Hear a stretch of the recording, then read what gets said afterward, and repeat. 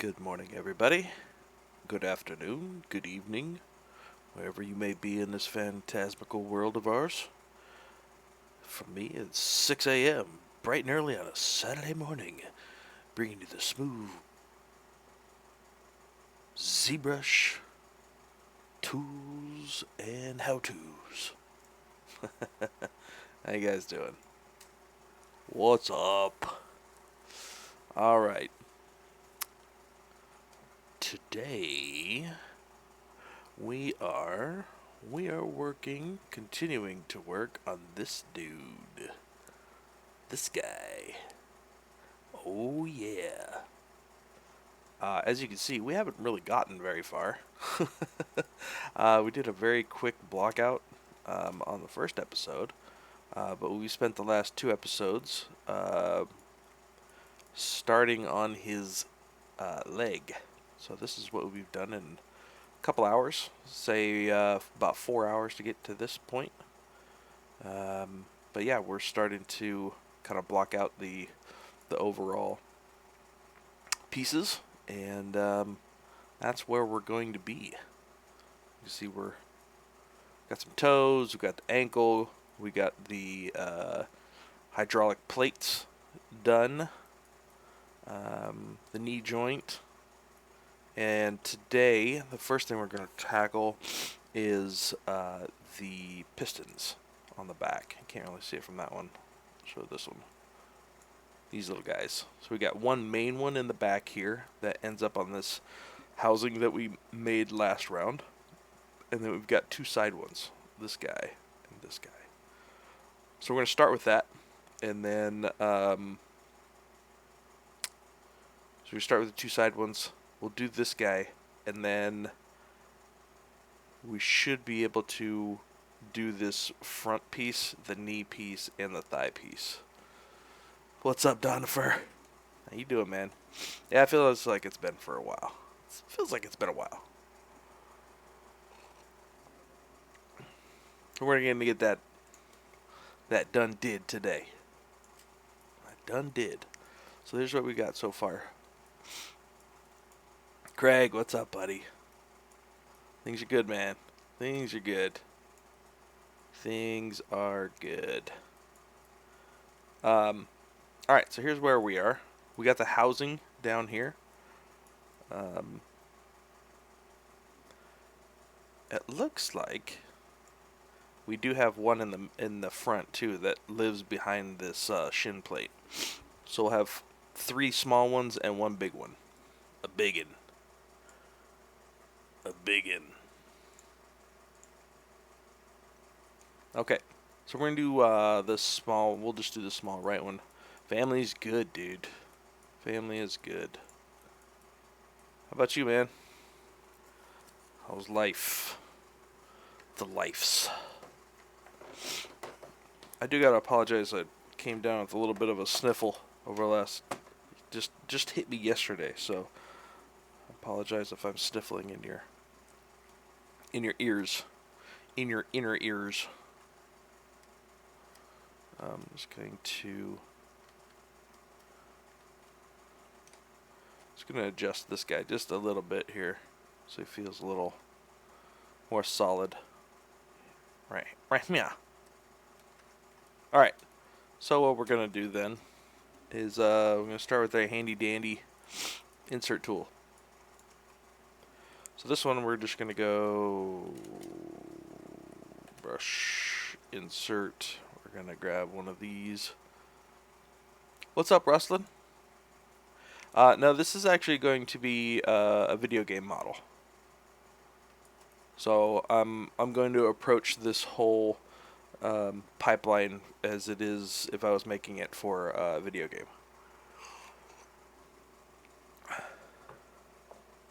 Because that's what I do. Working still, other than that, good. Working's good, man. I heard it's good for you. Depending on the job. Alright, so let's grab... Is it no inner? I always forget which one's which. I like that one. That one's good. So I think I'm going to work off of this one because I want, actually, you know what, I'll just work off of this one here. So I want it to be there, right? So the bottom one. So let's just go something like that. That way I know, hey, wait a minute. There you go. I want it to be right on that edge. And then I can set the thickness to how I want. Yeah, feels okay. Where's my ref? Okay. So it looks like, so we've got the majority of the piston here, hydraulic, and then it looks like it actually has the same thing as this does, right? So this has a ball joint. These ones have ball joints down here too. So we've got the inner hydraulic arm, outer, and then we've got a joint up here.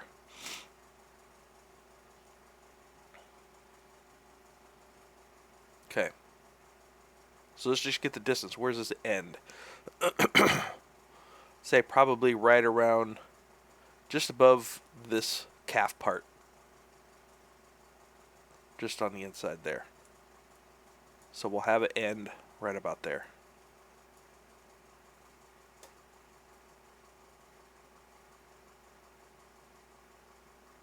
It doesn't really go forward. Well, it goes. It kind of moves all over the place, so that's okay. So we're going to do split on mass points. All right, now we got our thing. We got our dude.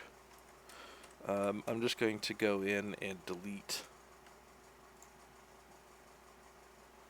Let's go to delete ABCD, edge loop complete, and then I'm just going to delete this guy. Isolate and delete this guy down here.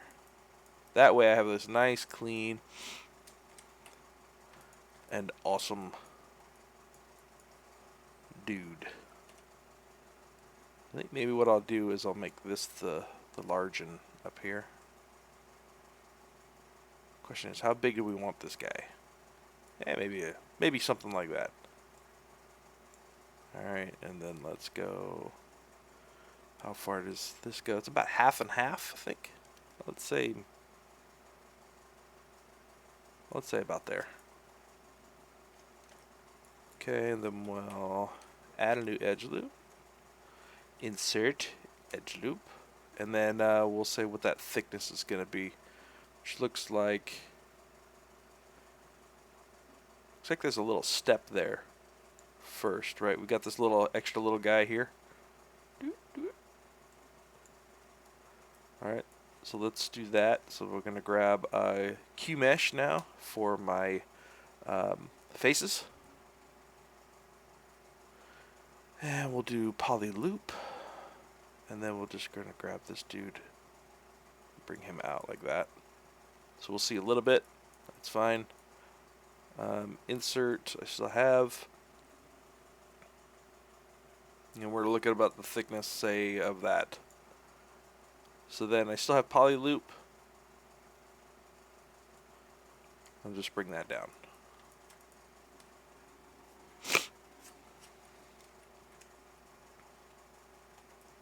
Cool. Got it? Cool. And then what I can do is we'll just isolate that. And we'll just bring that down. About something like there. And then what I want to do is I want to do one more insert. Because I want to get that sphere down here. So I did it this way on purpose so that I have this centerpiece. Because I want that sphere to insert directly right in the middle.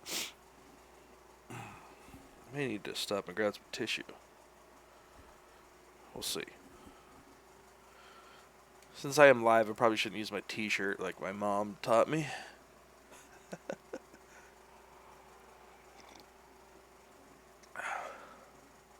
Okay, so we'll do brush, insert, go back to my primitives, and we'll just do a polysphere. And we'll just like a deet.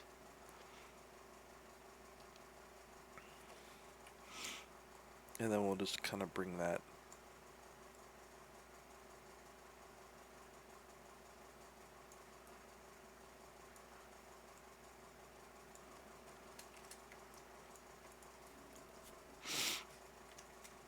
Alright, how's that look? Cool. Look, it's a piston. Not a piston. It's a hydraulic. Give me 1 second, guys. I'm going to grab a little tissue so I'm not sniffling in your ear. Hold on.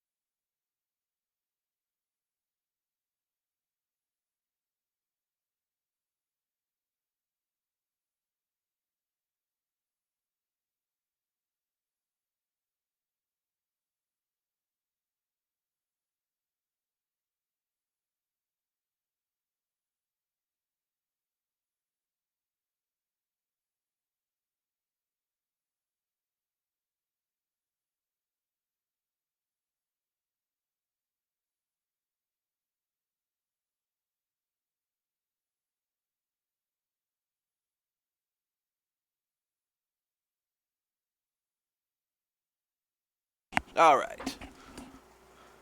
Do it loud directly into the mic. I'll save you from that. What's up, guys?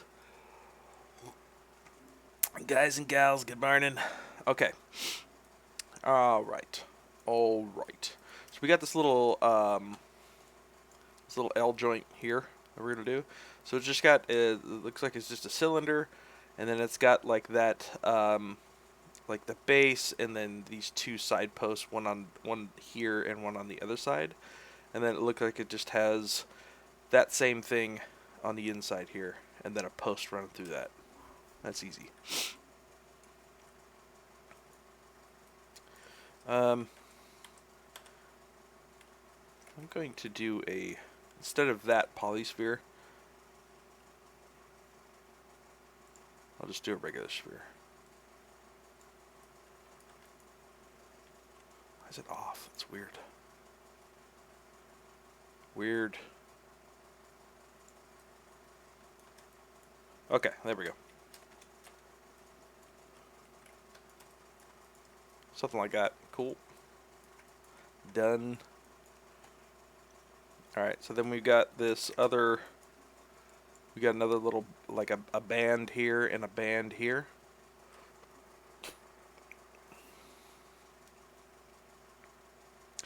And then we've got like these couple little doodad thingamajigs. So we got them here as well too. I know exactly how I'll do those.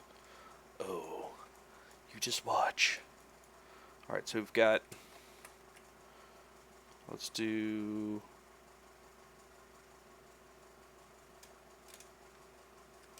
Insert edge loop. Here you go.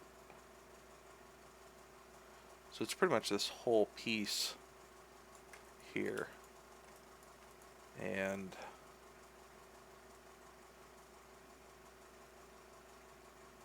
here. And then we'll just Q mesh that, and we'll Q mesh that. Cool. That works. This may end up being a little bit too thick. We'll see. Alright, we gotta do this in here. I could just get rid of this edge loop.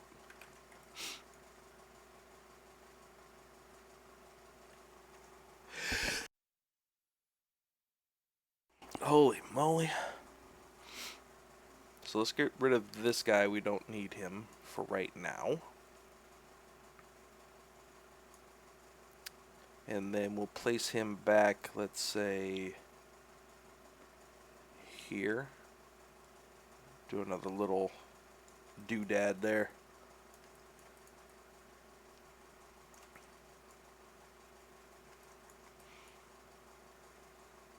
Yeah, this all feels a little bit too thick. So maybe what we'll do is... Oh, my perspective is on, that's why. Son of a bee. Sorry, maybe we'll thin this out like this, and then...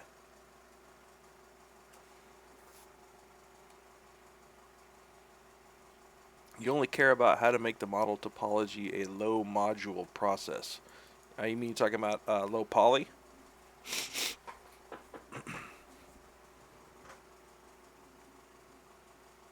I think you're talking about low poly. What I'm going to do is I'm going to mask this little guy because I'm going to... I'm going to stretch this dude out, and I don't want him to stretch the sphere. So we'll just do something like this. Alright, that feels a little bit better. A little thinner. And then we'll switch the mask and then just push that guy back down. There you go. Look at it.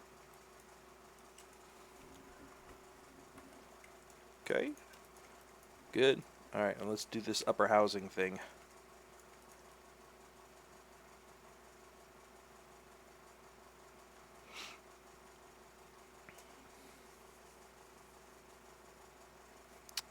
How am I going to do that? Alright, let's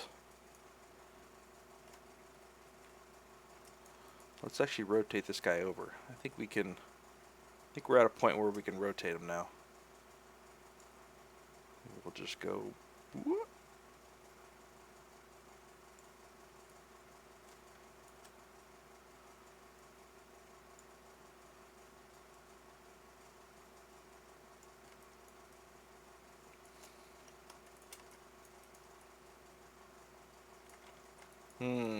I think maybe this guy is a little too far back. I think that's what's happening. Maybe we'll take this guy and we'll just get him a little bit more forward.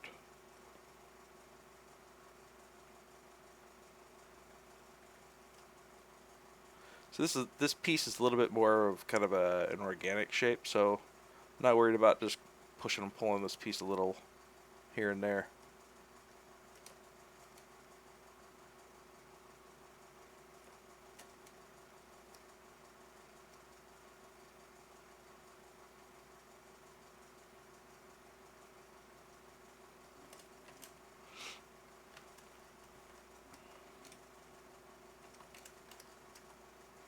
Getting a little wobbly though.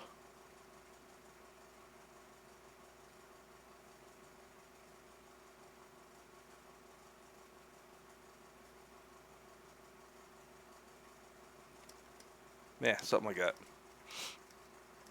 Hey, what's up, Side? How you doing, man? Hey, it gets hot in this room. How you been, dude?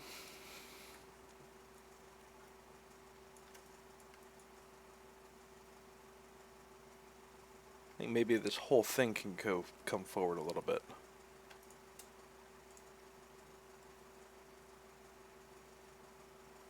Like that. Improving. Nice. I mean, you had like a hand injury or something, right? Is that you, Side?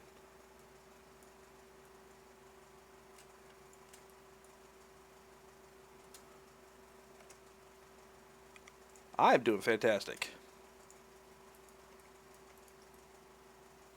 Absolutely phantasmical. So, I think we're going to need to make this guy a little bit.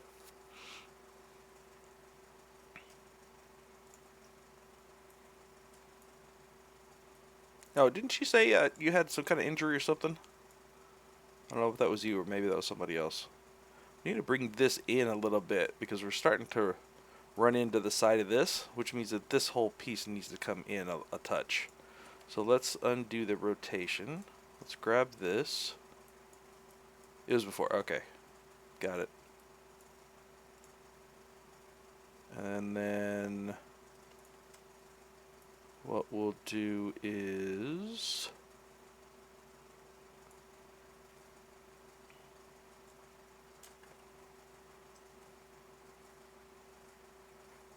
It's history, okay. You know what? I listen sometimes. I wouldn't say I got a great memory, though. Man. Alright, so let's just grab this dude. We're going to have to bring all these guys in a little bit. So we'll just...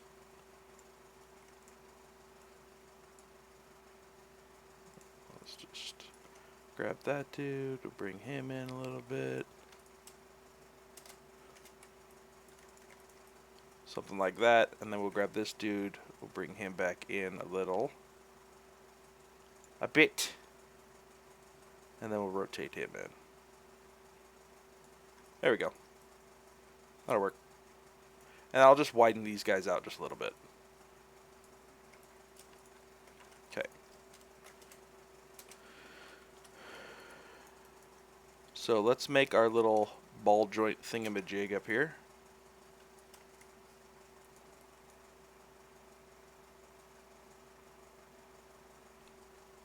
Alright, so let's just... We'll just append a cylinder.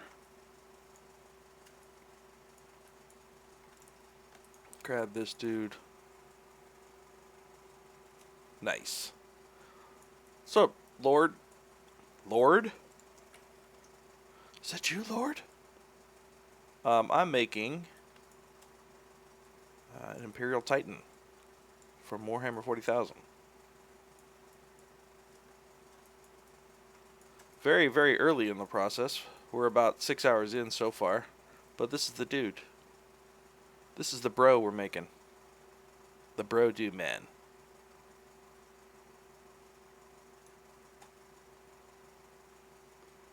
Nice. So you can see all the work we got cut out for us. We'll be working on this guy for quite a bit. And I'm doing most of this guy on stream. So by the time we're done with him, you should be able to go back and watch the whole process on ZBrushLive.com. Shameless plug. Not shameless. I'm on their platform right now. It's kind of an expected plug. Alright, I'll turn this to the side. I'm just going to delete these edge loops real quick. Oops. Come on. Give me the thing. Sometimes, like, if you have everything showing, and you have polyframe on, and you're trying to do some editing in the Z modeler, you kind of start getting like this little artifacting stuff happening. It's just kind of weird. I typically just solo whatever I'm working on because it kind of gets rid of that and makes it a little bit more friendly to pick things. So if you ever run into that where you've got something and everything else is showing, sometimes it's easier to just solo it, and it starts reacting a little bit better. So grab this dude. This is going to be our little piece that ends up connecting here. Isn't hard surface easier in Maya? Not necessarily. I enjoy doing most of my hard surface work in ZModeler. I'm just way more comfortable doing it there. But it depends. Whatever floats your boat. I don't know if you're the right person to ask, but do you think it's more valuable to learn 3D modeling than 2D game art in the game industry? Zed, what do you mean by 2D game art? Like, Cup and Saucer? Not Cup and Saucer. What was that? What was that super animated, tough game? Cuphead? Like, are you talking about like Cuphead? And that kind of stuff? Or are you talking about... What's up, M boy? Concept art. Oh, okay. Yeah, Cuphead. Thank you. I'm like cup, something or other, cup. Um, you think it's more valuable to? It really depends. Those are two very, very different beasts. Um, whether you're working as a concept artist or whether you're working as a 3D modeler or character artist or hard surface artist, those are two very different beasts. And typically, they don't like character artist and environment artist. Typically don't in larger studios cross over. People usually don't do both. So the basic idea is if you want to be a concept artist, be a concept artist. If you want to do if you like more 3D modeling and the technical aspect of building assets, like a character artist or environment artist, then do that. I would say if your goal is, large production houses, they typically don't intertwine. You may get some of that happening in smaller, like indie studios or like smaller studios, but I always tell people you got to go with what you absolutely love doing, because that's what's going to make you better at that particular job. Like if you absolutely love coming, because here's the thing.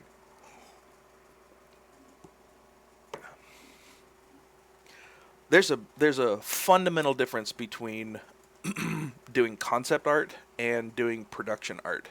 And that fundamental difference basically is, can you come up with the idea and design, or do you make the design that's already been made?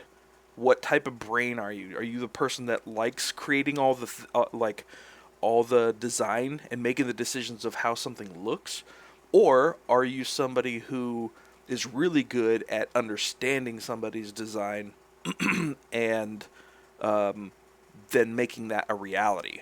It's a much more technical type of work, taking somebody else's actual design and making it into a reality. Whereas the design side is much more like, how do I make something look cool? Like what function does it serve?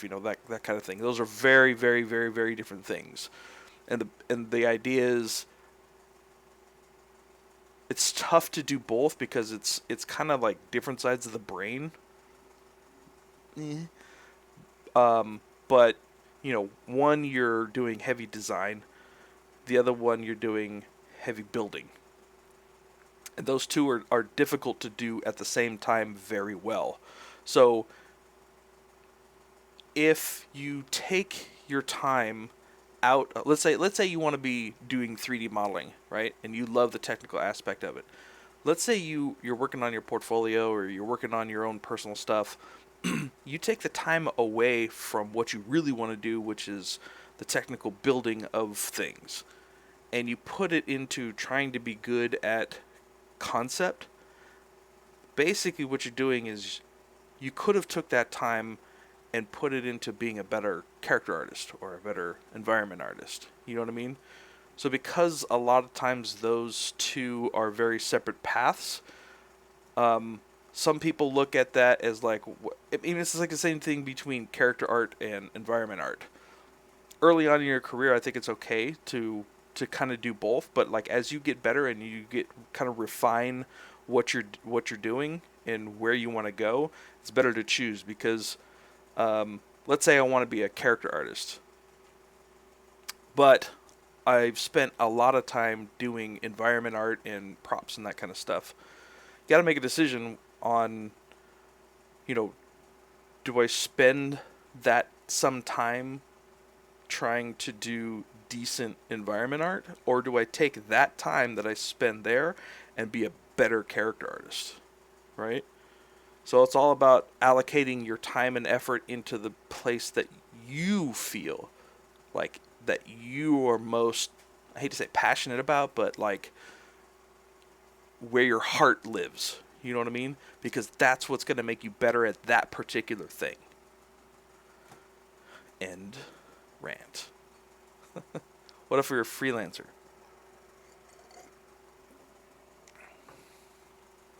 Um,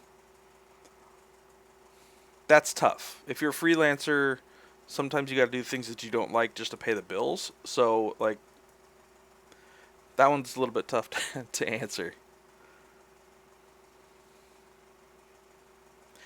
Concept art is not dying in the industry. We still need concept artists, but what's happening a lot, and every little situation is different, but what's happening a lot is that concept artists are being encouraged to pick up 3D.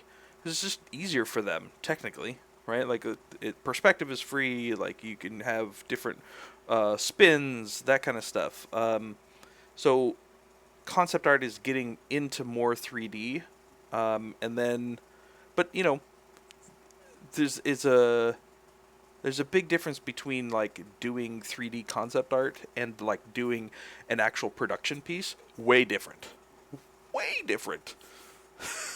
Because when you're doing 3D concept art, like you're not really caring about topology. You're not caring about poly count, UVs. Like the actual production side of it, making that work. Setting it up for proper texturing, that kind of stuff. Yeah, it's very different.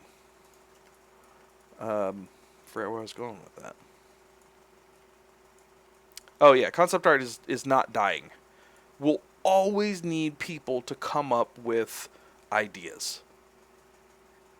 And the major thing is that usually the production people aren't necessarily always as good as the people that are have a design brain.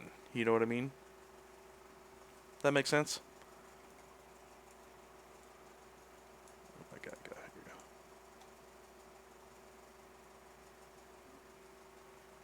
Yeah. So I suggest, yeah, yeah. I mean, that's every scenario is a little bit different, so take it for what it's worth.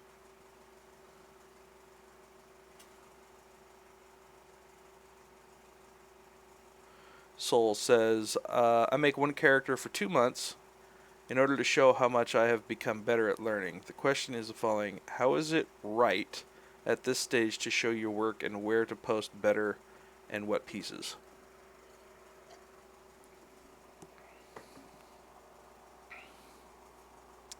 I'm trying to understand your your question, Soul. Is it right? What I'm thinking you're saying is, what stage should you show your work, and where? Um, if it's going to be first off, for like showing work, I always try to go with the general rule of like, if it's not done, if it's the piece that you're showing, the work in progress, is it good for where it's at, right? If you're saying, oh, this is a work in progress, is it good for that stage? Then you may want to show it and try to get some feedback.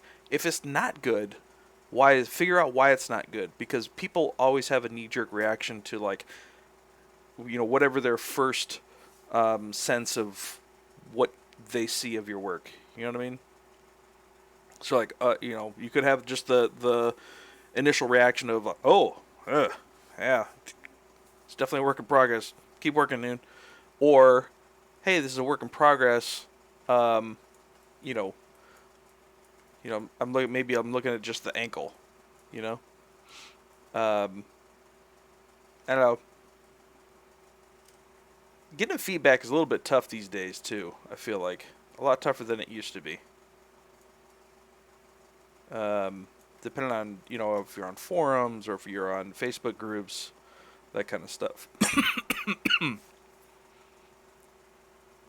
What I tend to do with feedback is, instead of kind of just throwing it out there and fishing for random feedback from anybody who's scrolling past and has a minute and feels like they want to put their 2 cents in, is I tend to try to keep um, a group of artists. You know, they may not know each other, but you know, I dip into artists that I know could give me feedback. right? So I kind of build my own particular personal network of artists that I've had contact with or like are friends with, and then send it to them specifically and say, hey man, would you give me some feedback on this? That way it's like it's direct. You kind of know the person, you know their work, so you know where their aspect of feedback is kind of coming from, instead of just kind of throwing it out there and being like, hey, I need some feedback, and then just not really hearing anything and getting any type of feedback, or let alone constructive feedback.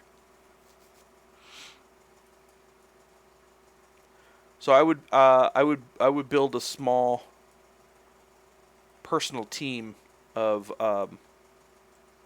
feedback people that I know that I could send stuff to. Yeah, man. All right, we were doing something. Okay, I gotta make this little joint here. I gotta make this little dude, this little post guy. So here's what I think I'm gonna do. Let's dupe this dude Alf. Let's dupe this guy.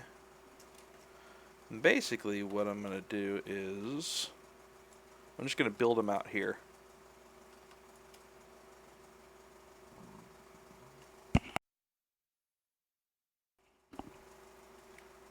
But I do have interest in 3D as well, so I might pick up Blender and practice this year. Yeah, man. I mean, I think to it, like, if you're a concept artist, um, and you want to stay relevant, I think you kind of need to dip your toes into some 3D.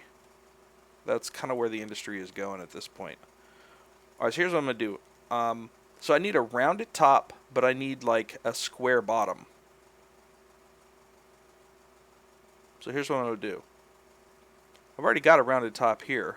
So basically what I could do is just go boop. I could just do this, right? And then I could do this.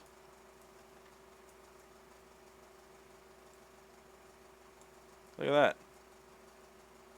Haha.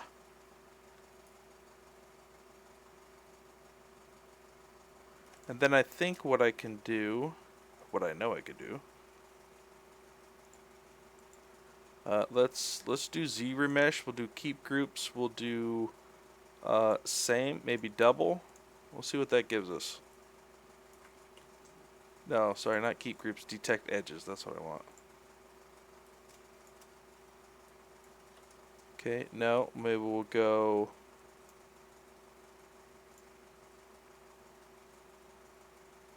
Let's say maybe 0.5. We'll see what that does. What does that look like? That may work. That actually may work. What is my background? I started doing 3D back in 2001. But I've always wanted to be a 3D artist ever since I saw Toy Story. So here's what I'm gonna do. This isn't quite straight, so what I'm gonna do is just grab this. I'm just gonna rotate this out, see if I can get it a little straight. But for me, I've always wanted to be a character artist. So what I did was I had a very, very tough time getting in. It's tough, man. I'm not gonna sugarcoat it. It's very, very, very tough because the competition is fierce out there, man. I'll just talk about kind of my own experience, but as a character artist, I've always wanted to be a AAA character artist. So in order to do that, like I have to be as good as, you know, the people that are out there working professionally right now. That's how good I have to be, you know?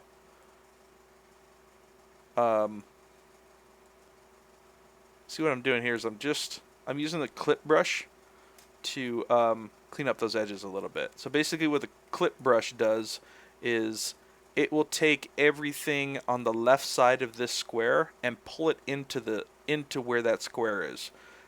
like that, right? So it'll keep all of that same topo, but it will just push it to where that is. So what I was doing is I'm just using that method to square off these sides, right? Something like that. Just square it off. Easy. Done. Cool. I got a little post. Dun dun dun. So I've always wanted to be a character artist. So getting to that level of character art is very, very tough, and it takes a long time to get that good.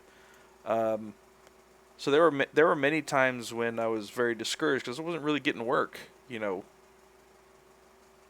Years into actually spending the time and practicing and getting good. You know what I mean?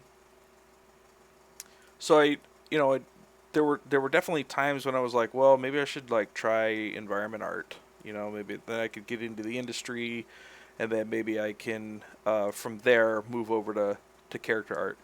And then I thought about it, and I was like, basically,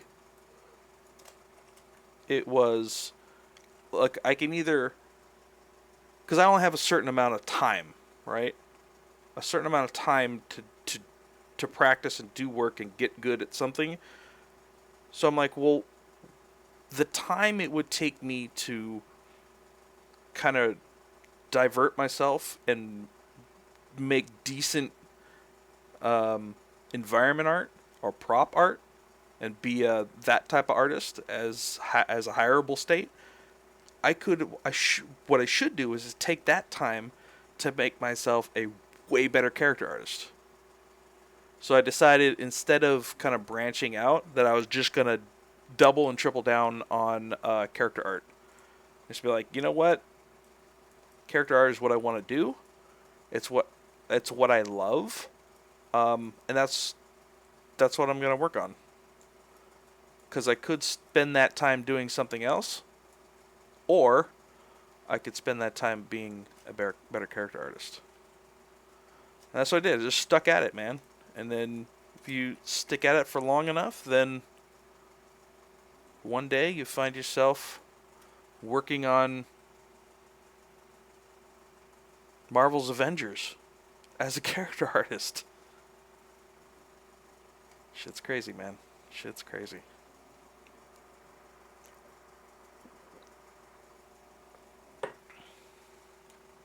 Never know, man. Never know. All right. So this looks like it's a little bit too large. So let's take this whole shadoodles here.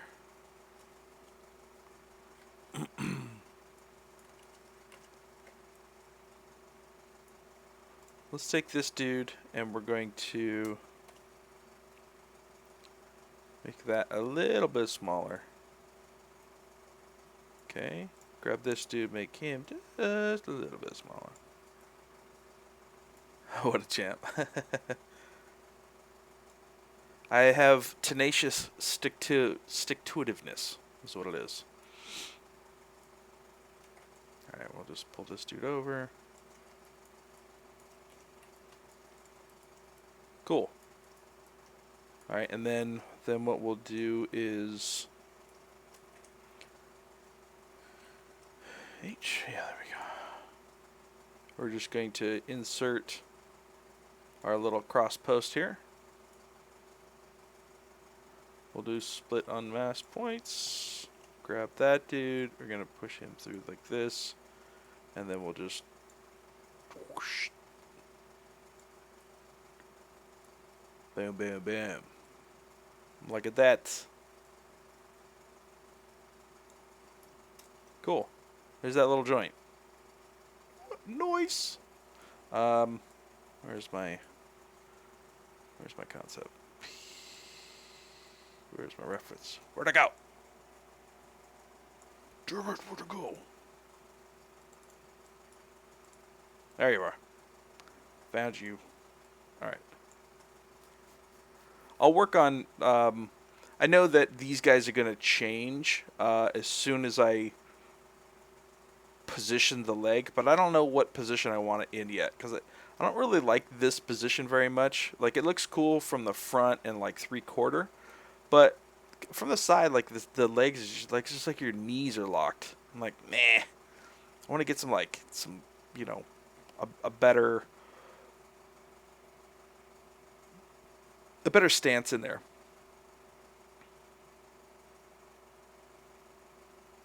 Yeah. So I'm kind of waiting. I'm just modeling everything kind of stationary right now until I feel like I know what that stance is going to be a little bit more. You know. You know what I mean? This is sticking out a little bit too far. This got to come in like a this. This got to come in like a this. Andy, what's up, buddy? All right, let's say that's it.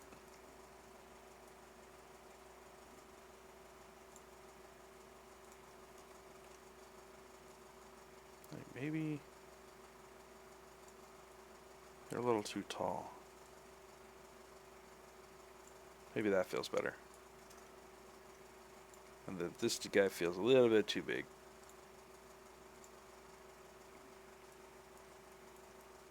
How do I feel about speed sculpts? Do you think it's worth the time, or is it better to focus on time on the project yourself?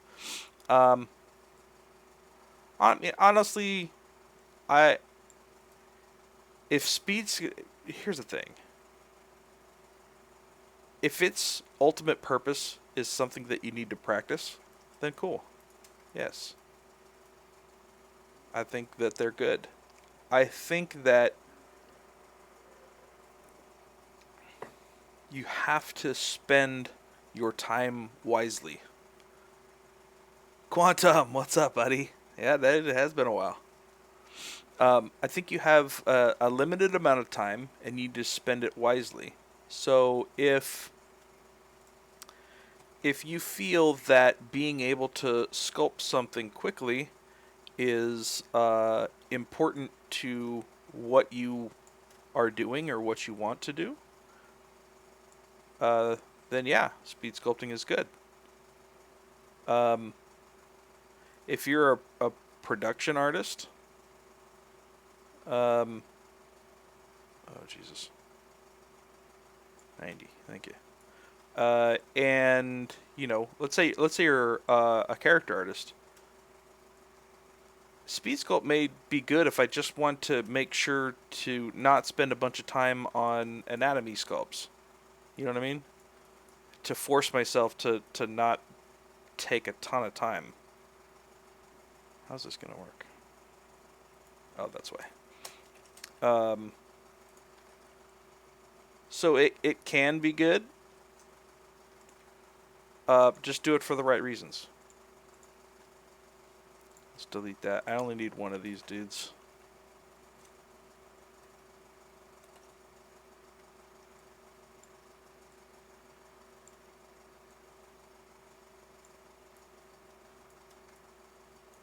And he's going to need to be turned the other way. Like that.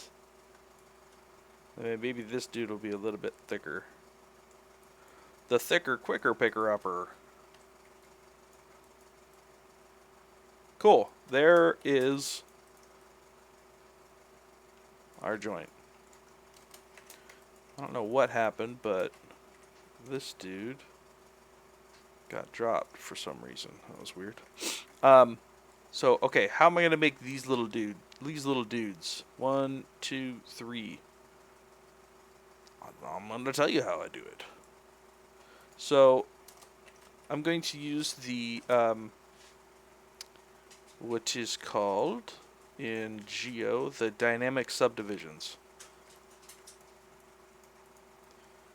As a student that will be graduating from Full Sail in a few months, congratulations. Do you have any tips for a new artist getting into the game industry? Yes. 2 very, very, very, very big tips. One is be patient.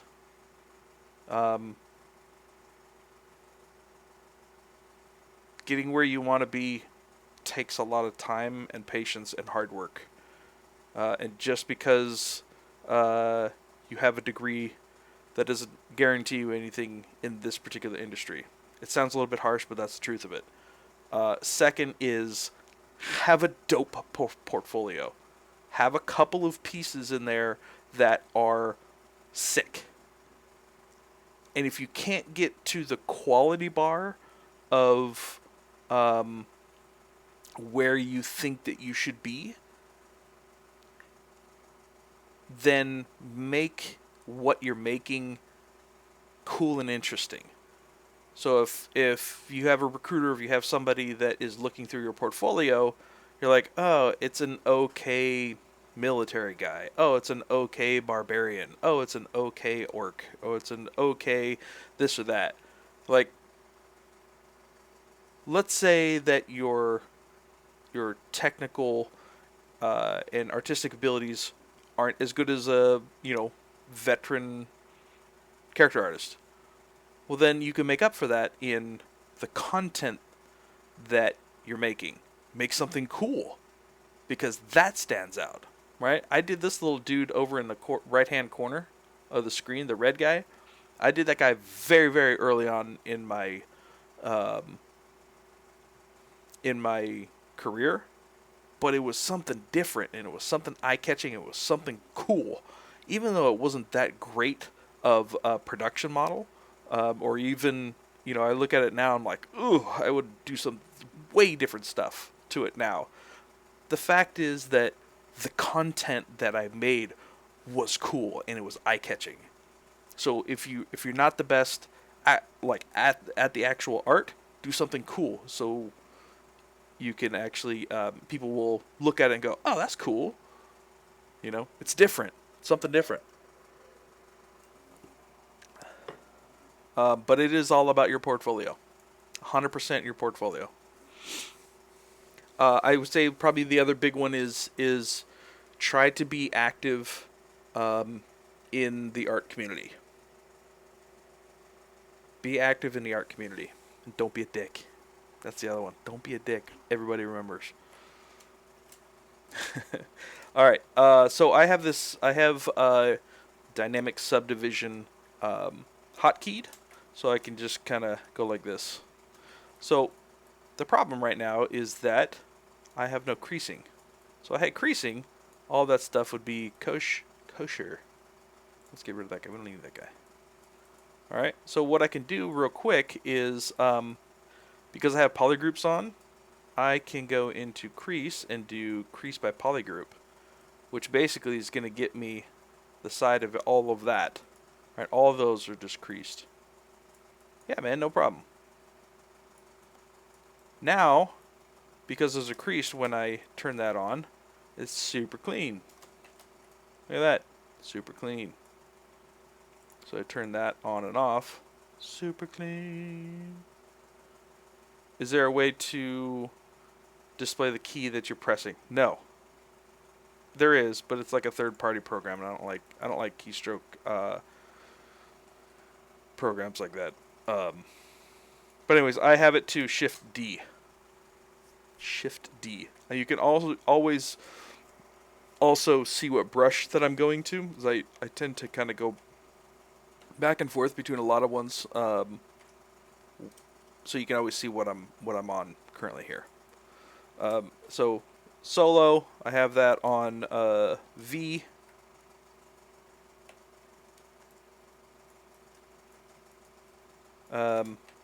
Shift F is for polyframe. Shift V is for ghosting. So V, Shift V. Anywho, you can get into your own shortcuts. Anyways, so what I'm going to do then is I'm going to use the dynamic subdivision to get me those these little dudes. So basically, it's just 3 little extrusions without creasing.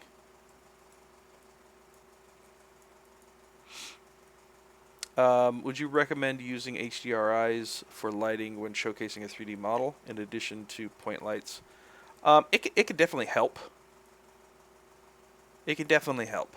But it also depends on what you're rendering in. Ultimately, your lighting is going to make or break your render, so use whatever is best.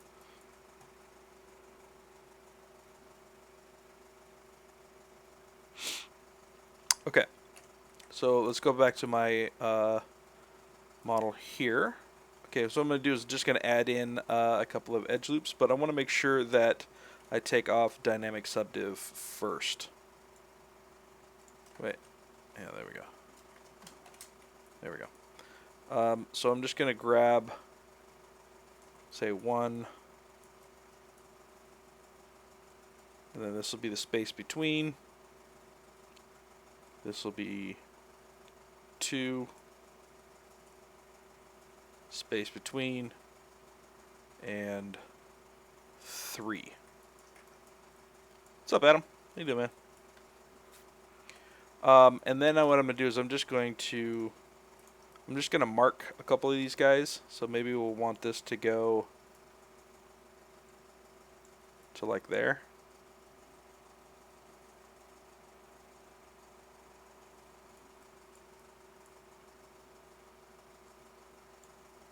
Okay. Just grab those. We'll grab those. We'll grab those and those. And then now what I can do is do QMesh, polygroup all, and then we'll just bring it out just a touch like this. Now I'll make sure that I don't have creasing on. So now when I subdivide, I can do that.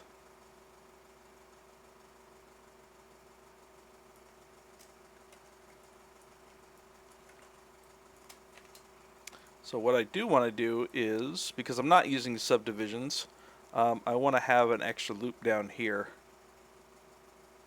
so that I can control that fall off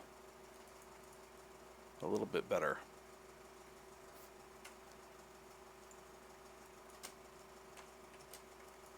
Look at that.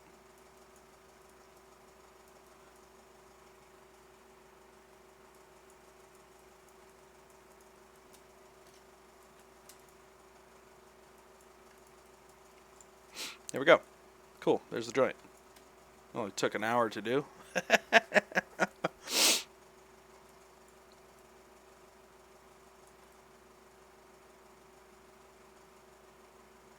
Okay. So let's take this dude. Take that. Okay, let's see what do we got here. What do we get?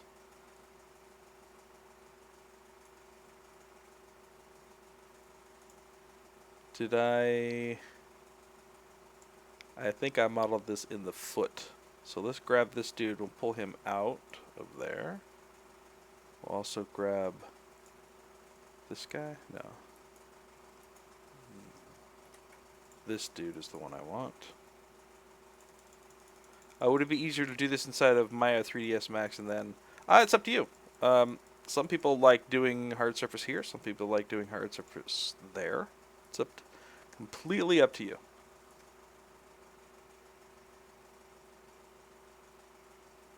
Okay, so let's make the new folder here, and we're going to call this leg.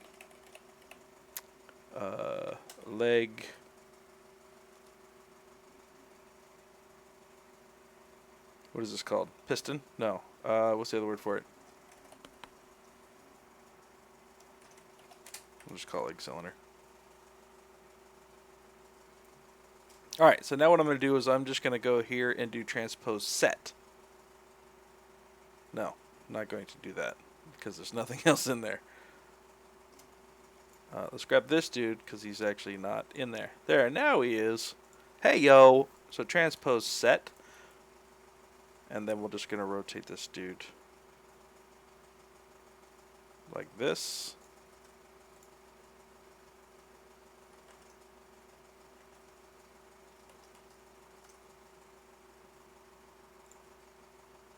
And then this.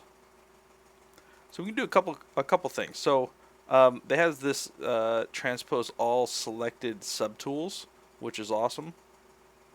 So what that does is it kind of grays everything else out that wasn't already selected. And what you do is you use your select lasso to add or subtract things to this move group. It's like basically a temporary move group. So what I could do is I can, nope, wrong one. There we go. If I do that, it adds whatever I select in there, right? And then I can deselect these guys. I can deselect these guys. And I can deselect these guys. So now I have all three of those.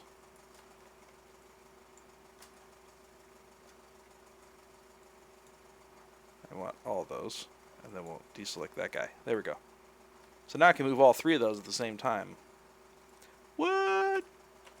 Looks like I have something else selected. There we go. Make sure I don't have anything else. Okay, cool.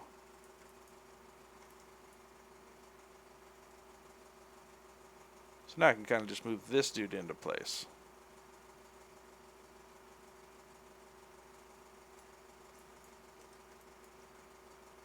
So then I'll grab these guys.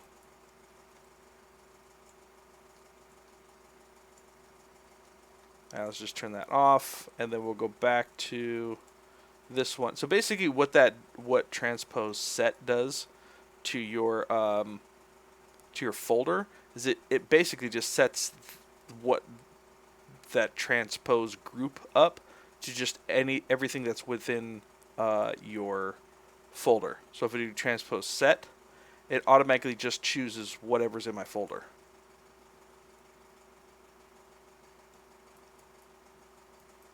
Like that.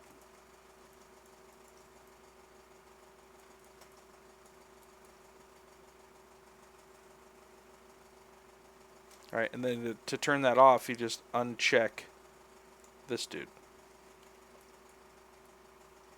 Cool. Alright, so now what I can do is leg cylinder in this dude. I want to know where this guy is. This guy. What I want to do is I want to take all three of these dudes and put them into that folder.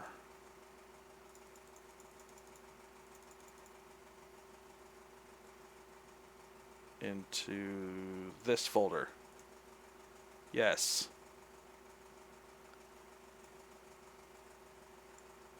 There we go. Okay, grab this dude, put him into this folder. This dude, put him into this folder. They're not actually in the folder. Damn it. In the folder, man. In the folder, man. In the folder.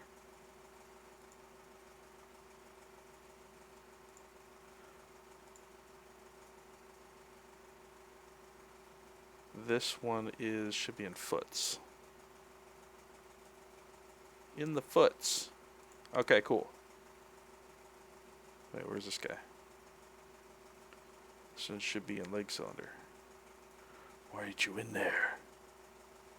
Alright, then you can just test real quick. If you do transpose set, it'll show you everything that's in there. That's another cool way of making sure, just double checking what you have in there. And then you can just go, boop, done. Alright, so now what I could do is I could just duplicate this whole thing, right? So come down here to duplicate, duplicate, duplicate, duplicate. And then what we'll do is transpose set again. And look, now I got a second one. What? Maybe we could do... Nope. Instead, what we'll do is... Let's turn that off real quick. We'll come here and I'm wondering, can we do mirror? Mirror? Merge up. Hide. No. No, there's no mirror function.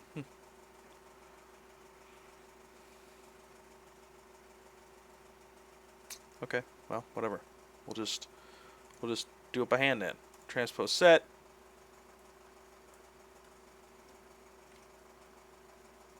We'll just rotate this to 180 degrees. Why are you just on that?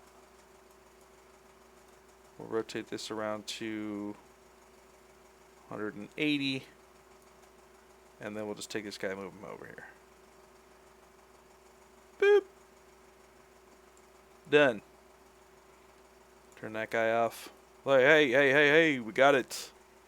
What's the high-end poly dead end you use for skin? I don't know what that means, side.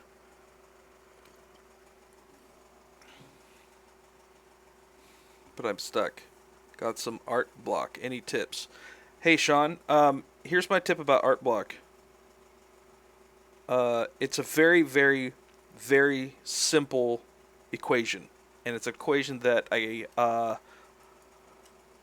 live by, or at least try to live by, all the time, which helps with that. And it's what is it now? It's something I always remember. Shit, what was it? Discipline is greater than inspiration. Discipline is greater than inspiration. I actually put that on a sticky and stuck that to my monitor for many years. Discipline is greater than inspiration, because you never know when inspiration is going to hit, and you can't rely on inspiration when you're working, right? You have to do it. You're like, this is what I got to do. Okay, this is what I'm going to do. So when I come up with some kind of like art block, I focus on discipline in that I just have to sit down and do something. I'm try to do it every day. Try to do it a couple of times a week, depending on whatever time that you have. But being disciplined into what you have to do will always be better than just doing it when you feel like it. You know what I mean? Like, I just don't know, man. Like, good, I don't know. Just do it. You know? Inspiration will come as you work. Yeah, a lot of times, I'm not really excited about something that I'm working on, but I have to do it anyways. But then, as you keep working on it, you're like, oh, this is actually looking pretty cool. Sweet. Now I'm kind of actually excited about it.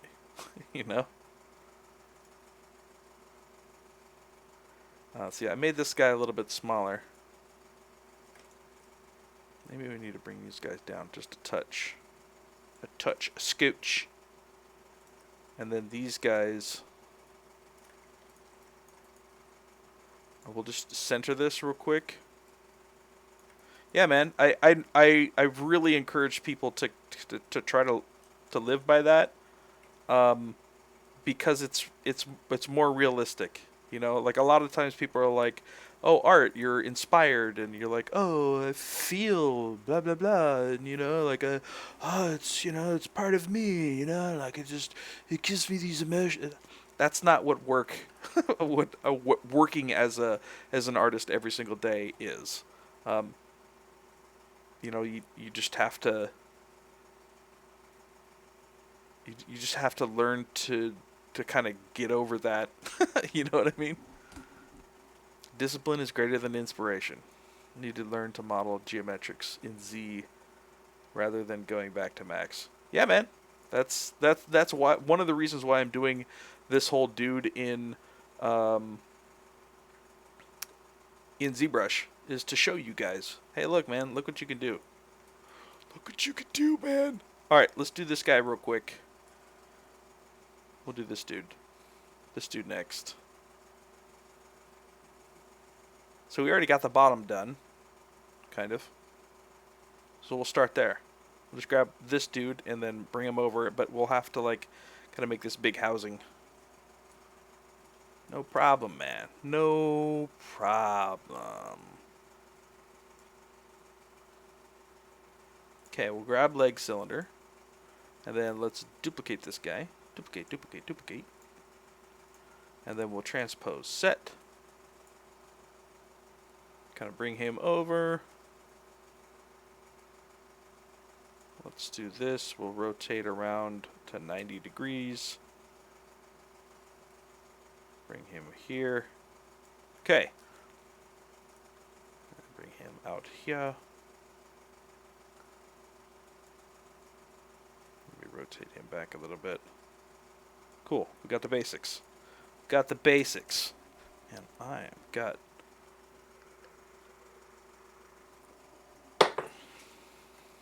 Okay. Turn that off.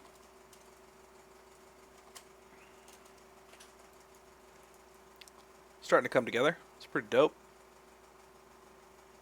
We forgot the one on the front, though. Duh. So then maybe what we'll do is... Is it this one? No. This one.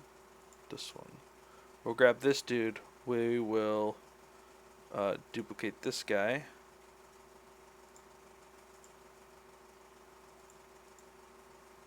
Put it at the bottom? Where the fuck does it put it?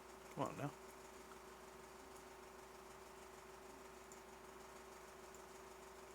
Okay, it's this guy. So we'll just transpose this set real quick.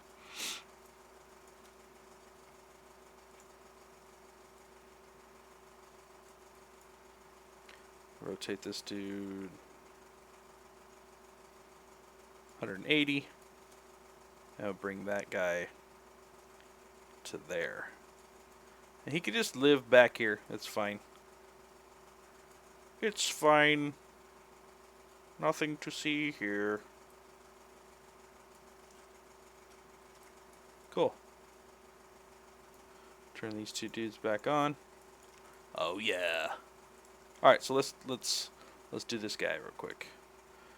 For now, I'm going to turn these dudes off. Don't need those guys or those guys. Basically, just need this dude. Okay, cool. So now what I can do is, you know what? Let's just grab that, and let's see what we can do about just kind of manhandling this into position. You know, what if we just, oh, son of a bee. Transpose set, thank you. There we go. We'll just take this and put this dude up here. Look at it. And then we'll make this dude bigger. Okay, that's not gonna work.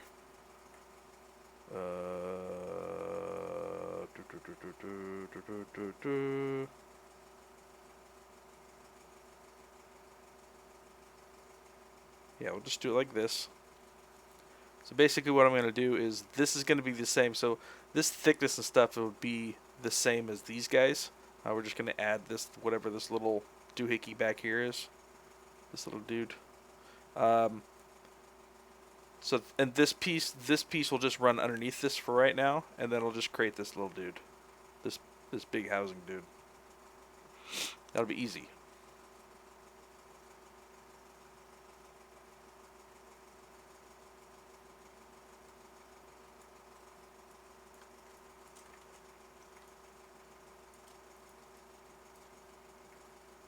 So let's do this instead. Let's just grab these guys and we'll pull these dudes up like this. So this will be kind of a shorter.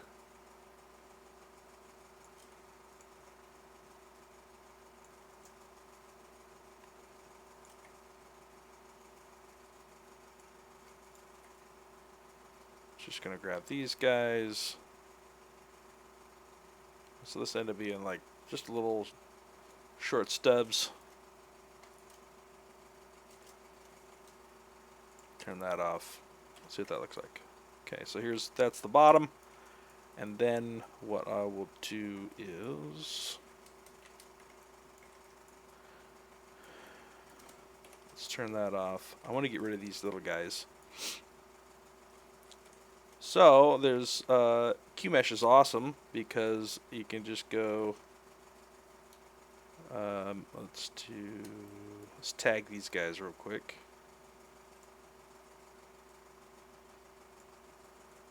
QMesh is awesome because it's so multifunctional. Like ridiculously multifunctional. It's like the magic button. and actually QMesh is one of the big reasons why I do most of my hard modeling here instead of in like Modo or Max. It's because of that. It just QMesh is just a freaking lifesaver, man. It's amazing. Okay, so we got this little dude, and then what I'm going to do is I'm going to continue this guy up through here. So, but I want it to be a separate piece. So I'm just going to use the QMesh. Basically, just going to rip something off. It takes discipline. Yep. Yeah, I mean that was the other thing too. Is like, you know, one of the things that I want to do is get better personally at using ZModeler. It's like, what the hell, man? I might as well, you know, the next piece that I work on, I can teach you guys, inspire you guys, and look at this, dude. Look at this. If you hold, so if I'm still extruding, so if I hold down Shift, it will give me, it'll just displace that current plane that I'm on. If I let go of Shift, obviously it'll give me another extrusion, right? It's a typical extrusion. If I hold down Control, what it does is it rips off that plane, which is awesome. So right, rip off a plane, and then, oops. Let's try this again. Rip off a plane, but if I hold Alt, if I tap Alt, it will give me a new polygroup, which is what I want. So I tap that, and then I hold Alt to rip a new plane, because then now I could just have a different polygroup, and then I could do that, right? So it gives it to me on the exact same axis. That's what I really want. I want it to be on that exact same plane. All right, and then I could just grab this dude and just go. Whoop. So now I've got, it's on the exact same axis. And I could have done it the same way because I'm in not in perspective, and because I know that my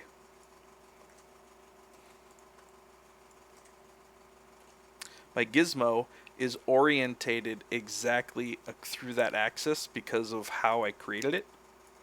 I could just mask the top and then just extrude up like that. Or if you're like, maybe, possibly, it could be off, well, whatever. So then you can just take your extrusion, and then if you hold down Shift, it'll just expand it out like that. So now I know for absolutely sure that that is the same.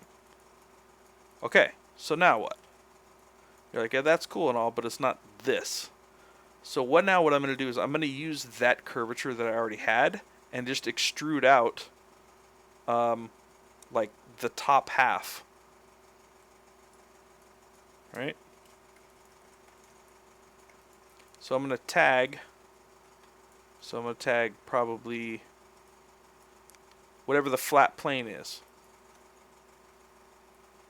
which looks like maybe this guy. So I'm going to grab these guys, come all the way over until I get just half of that, which I think is to like here. Right, and then I'll just use extrude again. But this time I'm going to use the Alt again to extrude that piece off. Let's turn on display properties double. There we go. You guys still with me? Somebody still with me? Alright, so now I got this piece. And then if I extrude this, let's do, I forgot to make a different, so I'm going to hold Alt. Actually, before I do that, I'm going to hit Alt once to give me a different polygroup, and then I'm going to hold Control because that's going to be my ripoff. Huh? So now that gives me, didn't I turn on double? I thought I turned on double. Alright, so there's that piece. So now what I can do is,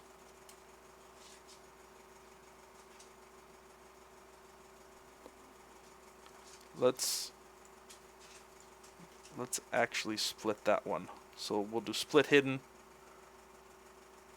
And we'll go down to this guy. And now what I want to do is I want to take these two edges and bring them down this way. Right, because I want them to come all the way down this way. So it's going to be flat. At least I think it's flat. Yeah, that's about right. So there's a couple ways I could do it. I could just grab those verts by masking and then just move it. Or what I can do is I can use Q-mesh. So in this particular case, maybe I'll use Q-mesh. Alright, so we'll do Q-mesh and we'll just do something right this size. That's about right. But because now I have something here, I have an actual poly there, I can just Q-mesh this down straight out like that. And then I could just, it remembers how far you your last stroke was. So I can just tap once and it does the same thing on that side. So I know it's even. There you go. That's the basis of that shape. And now what I can do is, now that I have this guy up here, I can come back and reshape this dude. And maybe he's going to come down here like this and meet that.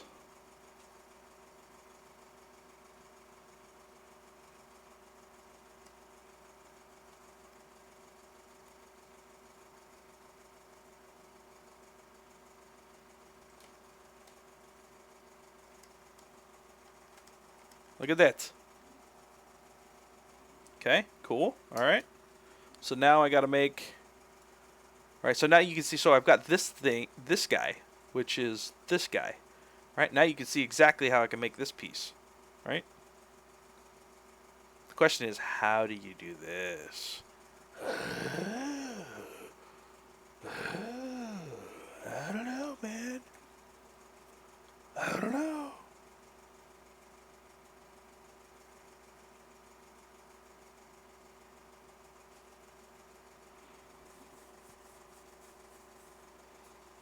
Thinking real quick. We'll just use booleans for that. Booleans. And these little guys, you can just Q-mesh those out. Just add a couple edge loops. Done. So I got this piece, which looks like the size of that. Okay. Alright, cool. Well, we'll just grab this dude. And maybe I don't like how close these guys are, so maybe what I'll do is I'll do slide.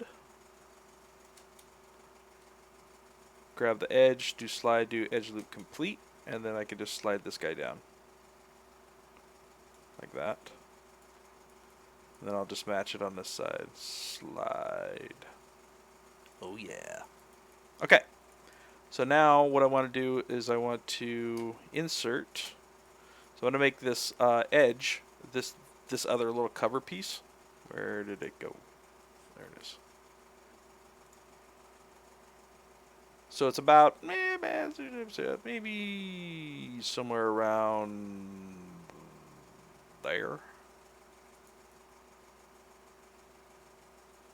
Somewhere around there.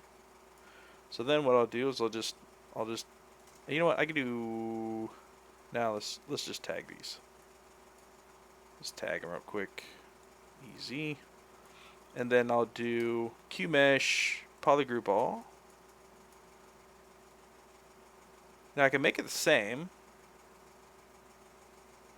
piece, which actually would be better It would be better if it was the same piece. That way I don't have to topo it later.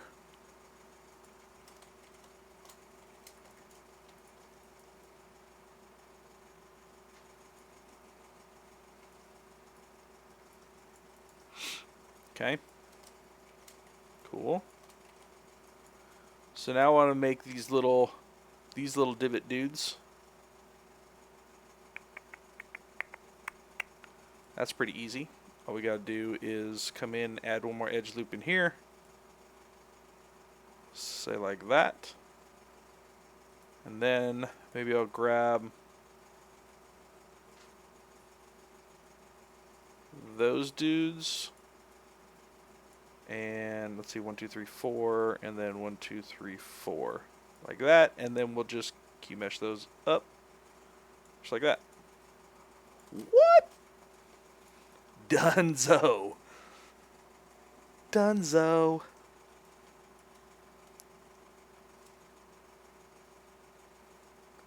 I think this needs to come down a bit. Maybe a little bit taller as well.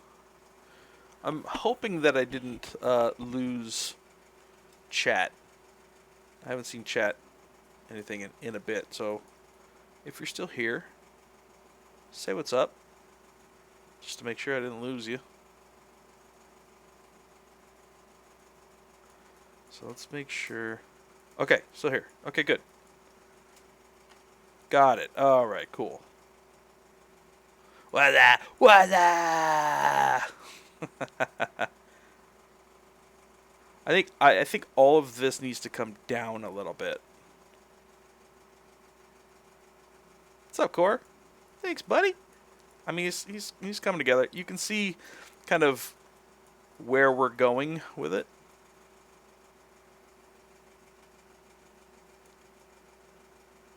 Just work. Okay, yeah. Usually a lot of people work and lurk. That's okay. Working lurking, man. Working lurking. Alright, so maybe I think this whole thing needs to come down. Whoa, whoa, whoa. Yeah, I'm going to pose it. I'm going to... yes, I will pose it. Yes. Yes, I will. So let's do this while it saves.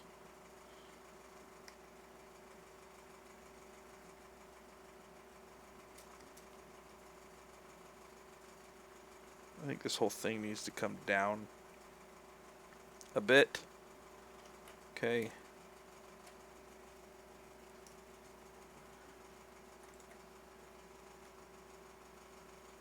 That's fine. We'll grab this dude. You're going to move him down to, say, there. We're going to grab this dude.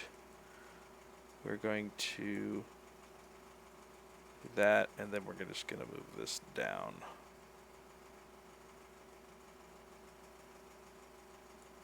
There we go. That feels better.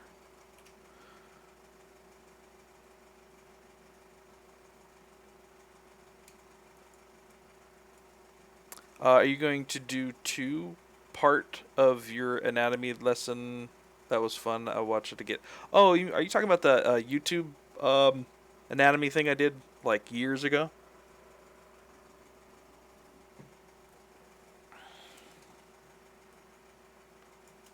I know, dude. Posing hard surface stuff it will be difficult. There will be blood. Yeah, here's the other speed sculpt that I'm working on. You want to see this dude?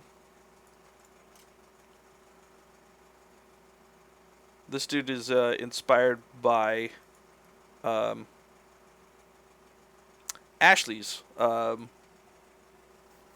super dope, awesome creature concept work. I was like, I need to do a creature because creatures are awesome, and it's about time I did some more anatomy studies. So I was like, I'll just kind of dig around for a little while. I don't know, he's coming out cool. It's got a cool pose to him. Oh, I'm gonna eat you. Oh, blah, blah, blah, blah, blah, blah, blah, blah, blah. Okay, back at it. sometimes when I'm in a project that is like so one side of my brain, I tend to try to do other little small things that are on the other side because the grass is always greener, you know?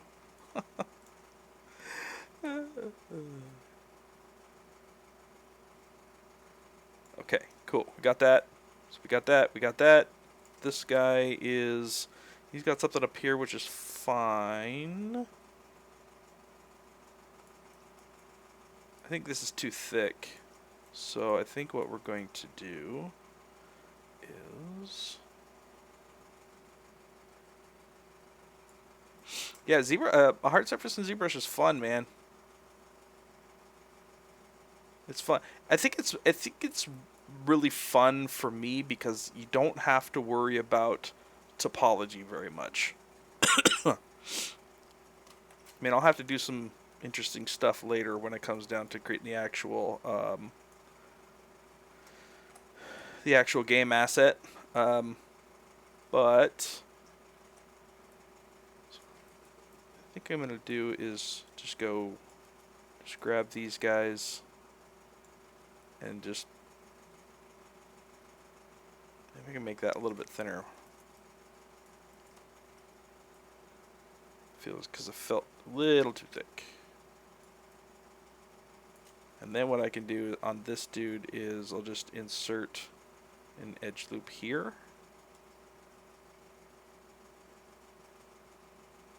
And then I'll do poly loop. Let's see if I can get it. There it is. Then I'll just expand this dude to kind of fill up that gap a little bit. Yeah, there we go. Cool. Alright, and then what else we got? We got about a half hour left. So let's do this next to show you. I'll use booleans for that. Should be easy. And then we'll see if we can get this tube thing going. So I think that'll be a nice little thingamajig. Are you creating it in a way for it to be animated? Yes. So the idea will be, yes, it will be able to be animated. So I got to keep some of these things separate. I mean, it's also kind of technically up to the riggers too to kind of figure that out. But in this, so let's say if this was actually part of production, what I would do is I would be talking to the riggers for sure right now to see the best way for all of this to actually be constructed. You know, is this piece part of this piece? Is it a separate piece? You know, how I would definitely be in lots of communication with them. This would be easy. It's just a rotation for the toe around a particular joint, but this joint is a little bit more complicated. You know, and this joint would be separate from this one. You know, this joint would be separate from the hip. Yeah. Getting there. Okay. This one I think goes a little bit too high. Right, this piece actually ends up there. Actually, you know what? This guy is really high. Let's see if we can get... Oh my god, why is the heater on? Let me turn my heater off real quick.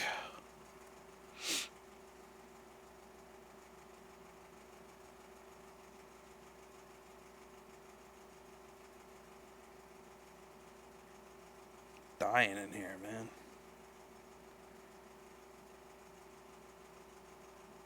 Off. Thank you. What's up, Flaunty? Anyway, so I feel like this thing is a little bit too high, and this thing is a little too low still. So what I'm going to do is I'm just going to grab this guy, and then I'm going to...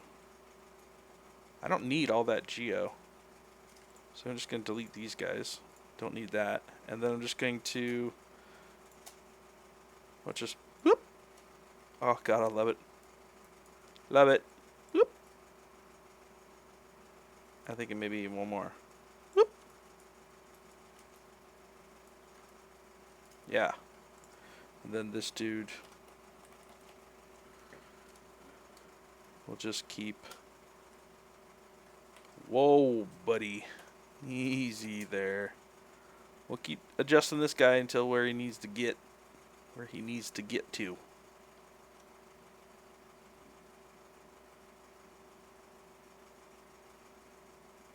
It's tough in the beginning of these to make sure all the proportions are correct until you actually have pieces that you can compare them to, you know? So I'm thinking this dude could be actually even bigger. Let's move that up there.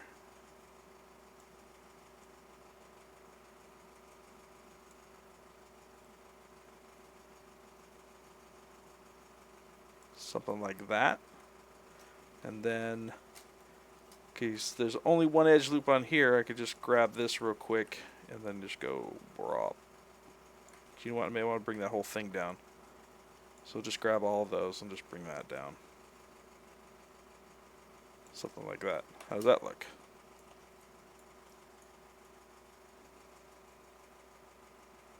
Kind of doesn't look big enough anymore.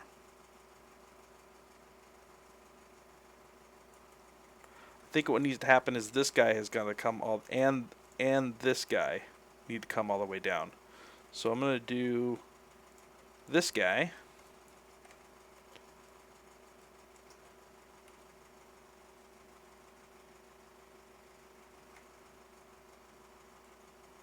So I'm going to grab all of this. I'm going to get rid of all of this. I'm going to get rid of all of this. And all of this.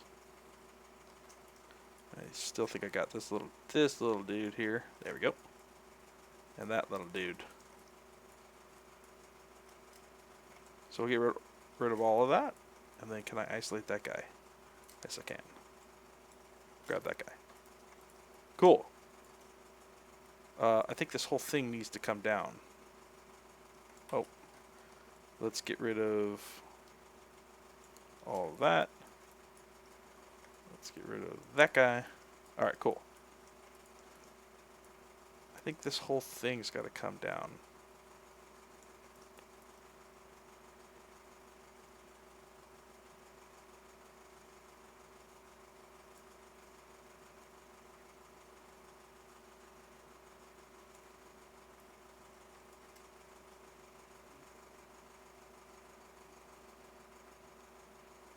Okay.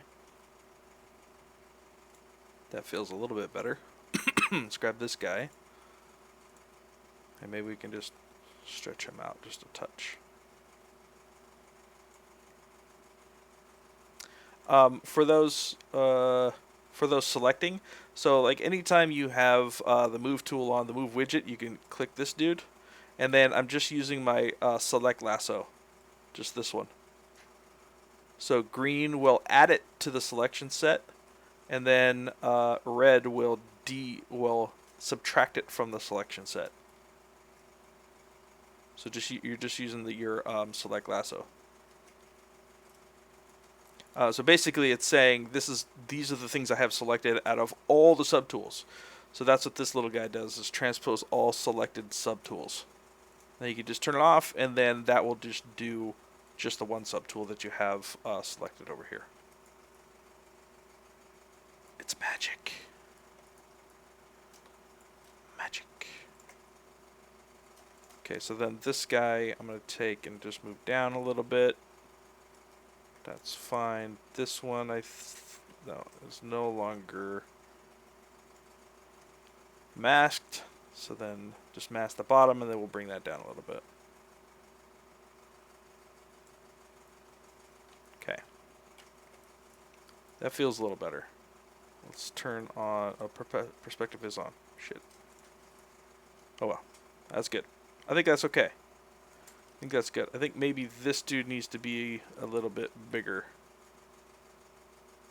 Just trying to get all these proportions correct here. Yeah, it feels better. But we do need to have this little thing coming out up here, so let's grab our modeler tool. Sorry. Turn on that.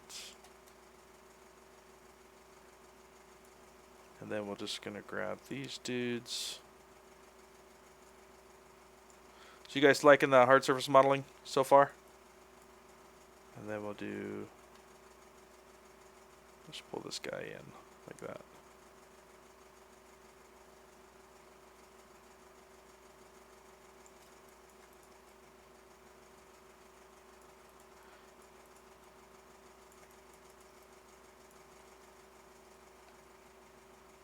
Maybe we'll just pull him all the way like that. Alright.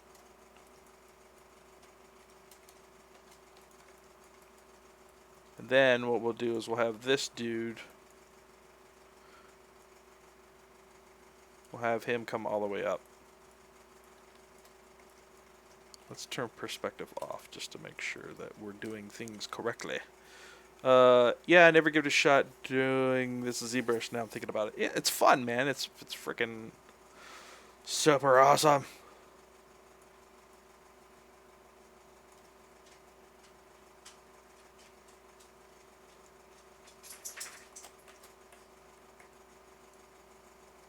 So let's just grab that, and then I think we're just going to...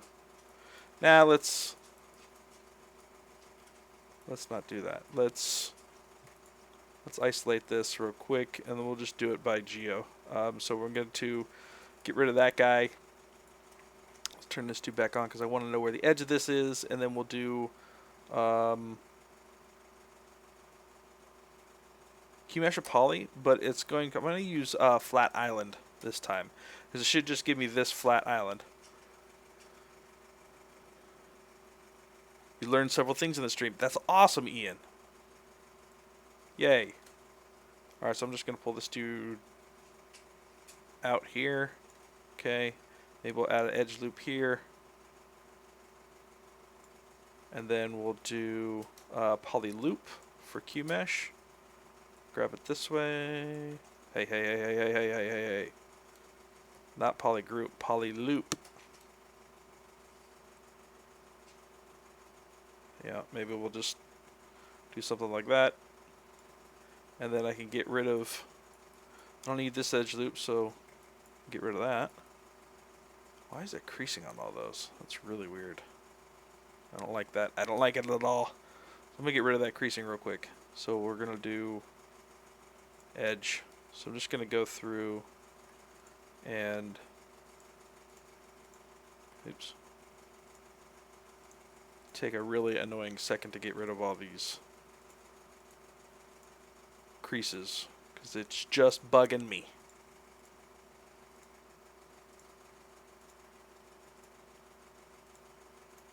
Get out of here.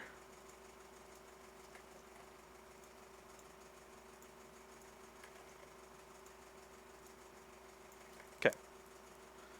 So it's got that thing. Maybe that's a little bit too much. And then what I could do is, let's grab that. I'm on poly loop. Let's go back to flat island. And then I'm just going to hold down shift and just pull this back down. I just want this little something or other up here. Something like that. Maybe I will add a little bit. Stop creasing. Creases deceased. Or decreased. Creases decreased. It's a freaking tongue twister. Let's do insert edge loop. And then we'll just, I don't know, we'll add a little extra funsies up here.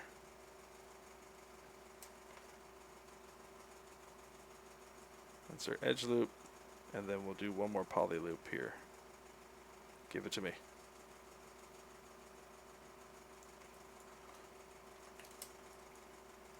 Yeah, just a little something up there. Cool. Alright, so now what are we going to do here? How are we going to make that? How are we going to make that? How are we going to make that? How are we going to make that? I know exactly how we're going to make it. Alright, so we're going to do this guy. Alright, so then I'm going to take him down to the bottom. Let's save first. I haven't saved this whole time. Save it! Alright, I got about 15 minutes left. Cool. Alright. Boolean. Or do I want to show you spotlight modeling? Should we do spotlight modeling? Boolean? I'm thinking maybe we should. You guys want to see how I do it in the spotlight modeler? Okay, good. I'm going to do it anyways. Alright, I'm going to open up Photoshop real quick.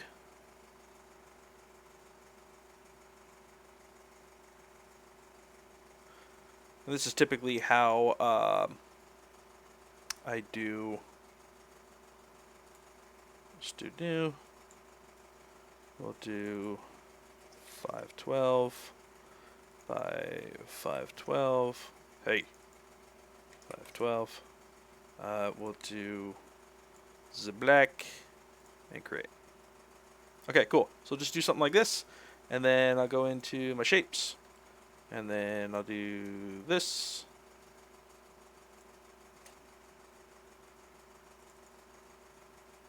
This one will do white. Okay, cool. Look, I got a rectangle. And then what I'll do is I'll make a circle too. I'll only just need the circle, but I'll show you what I usually do. So like, I'll just do this, and I'll save this out as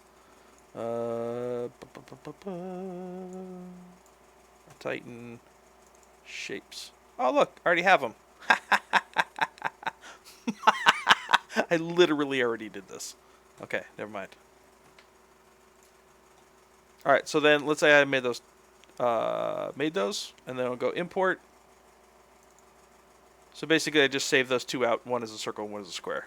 So I'm going to just grab both of those. And then there they are, right? So I'm going to grab this guy, and we'll do, this one is add to spotlight. Boop. And we'll grab this one, and we'll add to spotlight. Oh, snaps. It's on. Okay. So what I'm going to do is I'm just going to grab this dude. I'm going to duplicate him. Duplicate.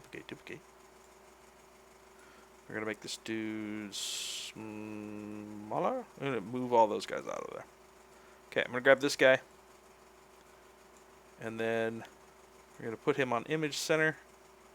And then we're going to make him smaller. Like about this size. So I'm lining him up to be where I want him in the background there. So if I push Z, it will temporarily disable spotlight so that I can move around, right? So I just want to make sure that I'm snap, my perspective is off. And then if I press Z again, it'll turn that back on. Whereas if I press Shift Z, it'll completely turn it off and on. Okay, that's a big difference there. So I can snap to the center of this, which is good. Now, when I create this into a 3D piece, the depth of it will be determined by whatever subtool I have selected. So in this particular case, I want to make sure that, so let's disable that for a second. I want to have this one selected, right? So it'll end up being exactly this depth. Okay, so let's turn that back on. And then all I have to do is do Alt and you click Snapshot 3D. Like that. What? Well, what the hell did that do? Oh my god! So what it actually did is it created that shape, the exact thickness of this, because I had that one selected, and it started as a negative shape. What? Which means that it gave me that shape.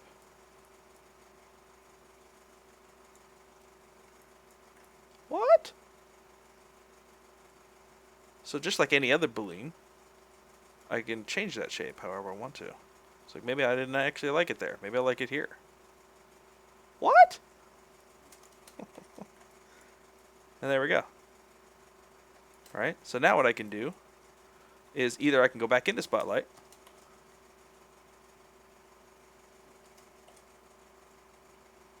and I can take the same piece. Let's actually do that. Let's take the same piece. Because it can snap. Look, it knows exactly where this underlying piece is. And so you can snap it to the center of that mesh, which is awesome. Alright, so then we'll scale this up a little bit to give us right there. And then I'll just do regular snapshot. And what that does is it gives me a positive piece. Right there. And it's exactly the same size as the one that I had selected, which was my negative piece. And look, it's just a regular. What?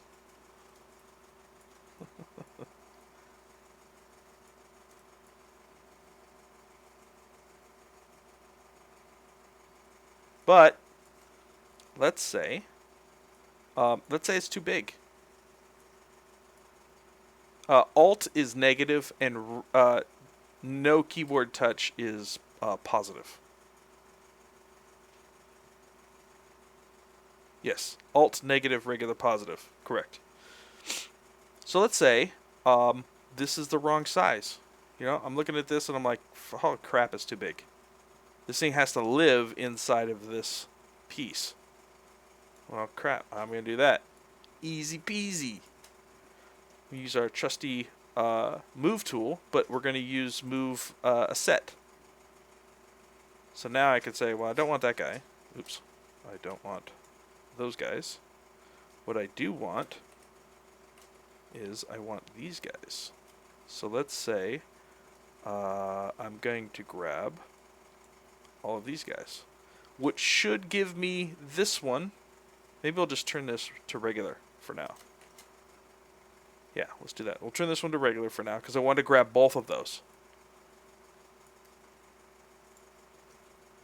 Okay, and then I'll deselect all these guys. So now I have my cutout and my actual shape. Okay, we'll turn this one back to negative. And now what I can do is I can do both of these at the same time. What? Look at that. Look at that. Look at that. I think it's still too big, so we'll make this a little bit smaller. There we go. And then we'll move this back down here.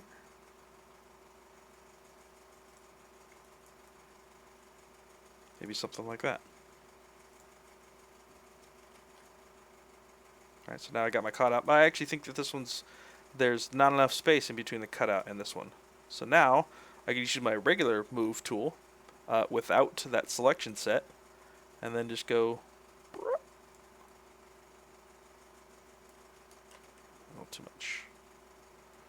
A little much.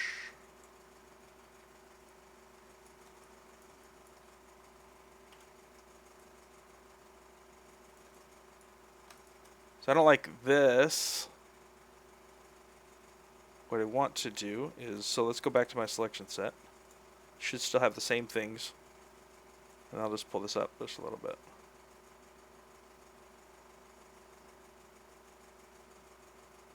Maybe it goes. Maybe it does go in there. No. I think it exists out here. So we'll just pull it so that it has a little bit of a lip there.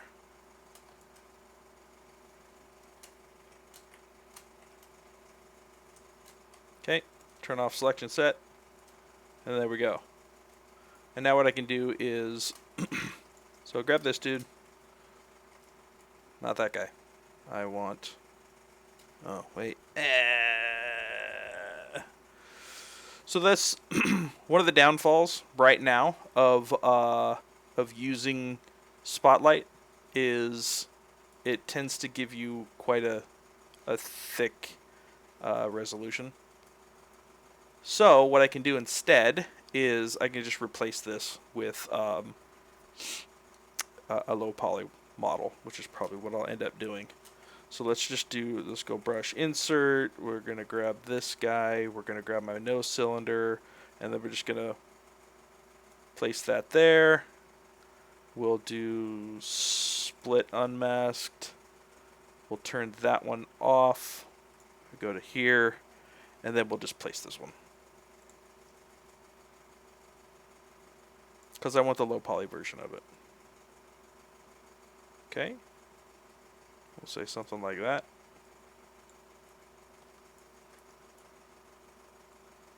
Now pull this over to the other side, and then we'll extend it to this side. There we go. So now I have one that is much better resolution. Okay. And now what I can do is, so this has kind of like a little, like a rounded cap on it. So what I'll do is,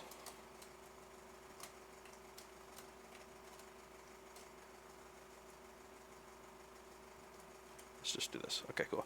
Go back to our ZBrush. We're going to add one on this side. Say about that. Well, I'm gonna do 50%. So if you want to make sure it's 50%, you can do multiple edge loops and just leave all of this stuff for now. Because what it'll do is it will, as I click and drag up, it'll give me multiple edge loops, right? But if I just click once, that will make sure that it's 50% between here and here. So I want to make sure that it's 50%. So just click once. Easy, easy, easy. Actually, I want that a little bit smaller, so I don't really care about that. Nope. Give it to me. Thank you. Say something like that. And then we'll just... About the same on this side, it's fine. I don't really care too much if it's exactly the same. Because then what I'm going to do is I'm going to grab poly loop, like that. And then I'm just going to hold shift. Like that. Grab poly loop, hold shift, and then boom, I got that.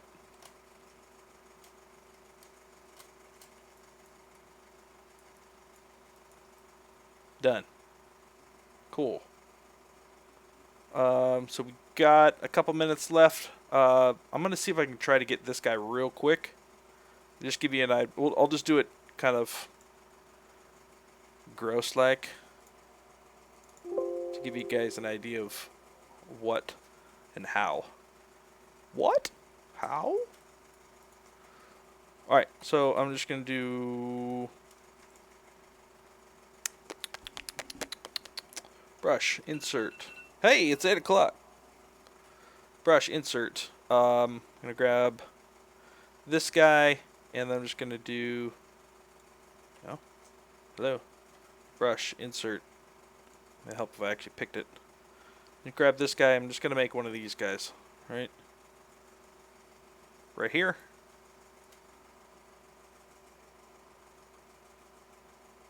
No, that's exactly the wrong place.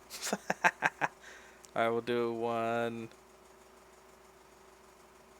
here, and then the other one is here. Okay, so I'm going to split unmask points, and then I'm going to go back to this dude. I'm going to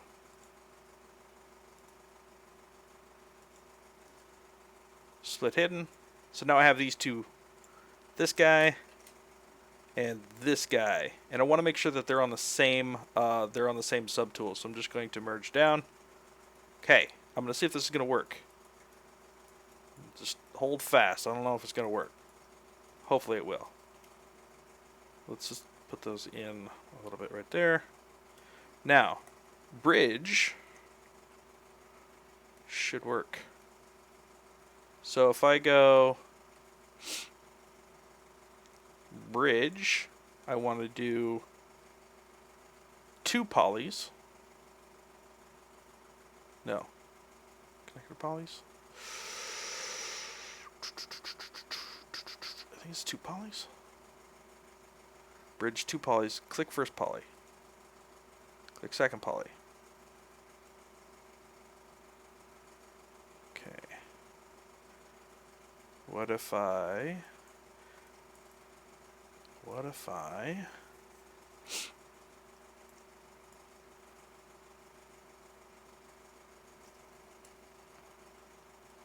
let's just tag this real quick, and then we'll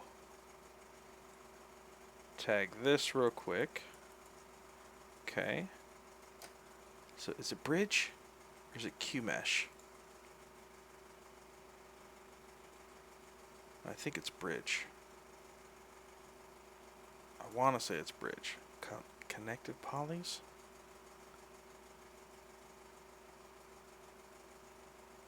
Okay, let's see what it says. Bridge to connected polys. No. Oh, which one was it? I know there's a way. Bezier curve. I gotta look into this a little bit more. But there's basically a way to take this and create the bridge between these two by and then add subdivisions. And then it'll basically make that. I forgot how to do it. I have to look it up. But that's what I would do to create this dude and this dude. Easy peasy. If I remember how to do it. Alright. Anywho, I think that's it for today. We got some good stuff. What is that? What the hell is that? Good God, man. What is this? What is this? Make a hole and close hole Bezier. Yeah, I gotta look it up. I don't even know what the hell that is. What is that? Okay. Alright, well, we got some good stuff done today. We pretty much finished... Oh, that's what that is. Where is that?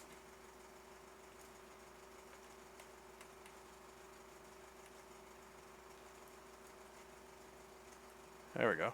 I don't know why that happened. That was weird. Okay, anyways. So we got all of the hydraulics done. Pretty much. Oh, that's what that was. That's okay. That one I'll just create a new one. Spectre, what's up, buddy? Yeah, you did just get here. We've been on for 2 hours, man. Where were you? The whole time, where were you? That's gonna bug me now. So let's do this first real quick. Let's just go, nope, sorry. Brush, insert, grab this, and then we'll just make a sphere.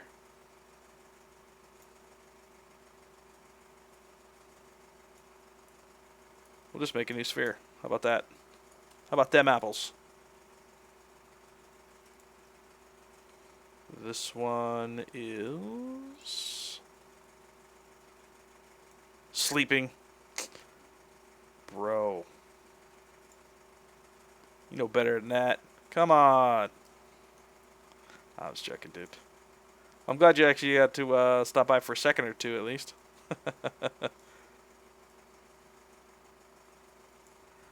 Let's actually just switch that. Where'd it go? Where'd you go?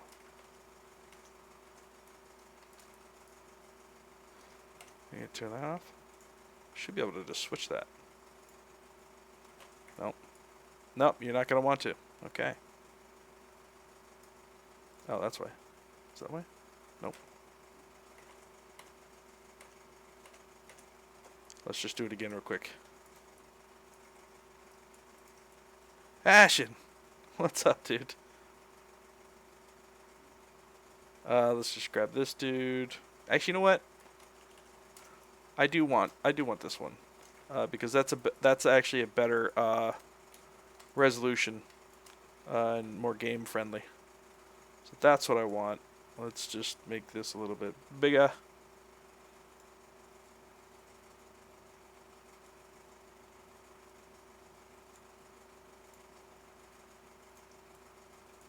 There we go. There's your ball joint. And then we'll do split on mask points. There we go. Grab this dude, and then we'll just put dynamic subdivision on him. Maybe a little bit bigger. You get this whole sphere has to carry that weight, so it's a little bit too big. There we go. Cool. Yeah. So we are working on this dude. This bad boy. Look at the days gone. Art Blast. These guys are awesome. Yeah, man. That Art Blast is pretty awesome. Got some good stuff. All right. So we got some good work done today. We did all of those hydraulicies and fun stuffs. We didn't quite get to the rest of the leg, but that's okay. We'll be back in 2 weeks from today. 2 weeks on a Saturday, 6 a.m. to 8 a.m. Pacific time. And stay tuned for more awesome artists on the ZBrush channel, the Pixelogic channel. And yeah, we'll take a look at where we're at here. There, we got a long way to go. We're starting to see where we're going. You know. Cool. I hope you guys had fun. It's going to be a game asset for sure. Eventually, I'd like to take it in and do all of the Substance Painter stuff and so on. If you are late to the stream, eventually this will be up on Pixelogic's YouTube page, as well as the ZBrush Live, my ZBrush Live author page. So you can catch the full thing there, but it probably won't be on until maybe Monday. But yeah, hope you guys have had fun. Hope you guys learned a bunch of stuff. But most of all, I hope you were inspired to make your own cool shikaka. So do it! Do it! Let's see, next round, Charlie, is, I think, let me take a look real quick. Next round is the 22nd at 6 a.m. Pacific time. That's when we begin. Alright, guys. I will see you soon. Have fun, and don't forget to go outside every once in a while. Alright, guys. Take it easy.